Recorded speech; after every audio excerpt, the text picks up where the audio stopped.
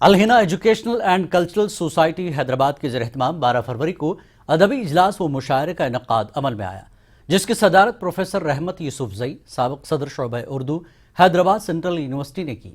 مہمان اعزازی نعیم جاوید، ڈائریکٹر ہدف دمام سعودی عرب نے بعنوان حسن تکلم اور فکر اقبال پر مخاطب کیا۔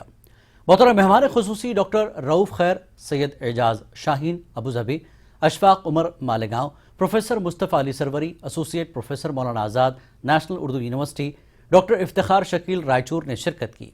بعد ازاں ڈاکٹر رؤف خیر کی زیر صدارت مشاعرہ منعقد ہوا، جس میں ڈاکٹر محسن جلگانوی، ڈاکٹر افتخار شکیل، سردار سلیم، زعیم زمرہ، سیف نظامی، اسد سنائی نے بطور مہمان شاعر شرکت کی۔ شاہد عدیلی نے نعیم جاوید پر خصوصی مضمون سنایا، جبکہ ڈاکٹر خلیل صدیقی نے خطبہ استقبالیہ پیش کیا۔ افتخار عابد نے نظامت کے فرائض انجام دیے اور اس موقع پر 3 ماہی رسالہ قرطاس و قلم کی رسم رونمائی انجام دی گئی، جبکہ ڈاکٹر مظفر علی ساجد نے مہمانان کا استقبال کیا۔ شعراء و شرکاء کی کثیر تعداد اس تقریب میں شریک رہی۔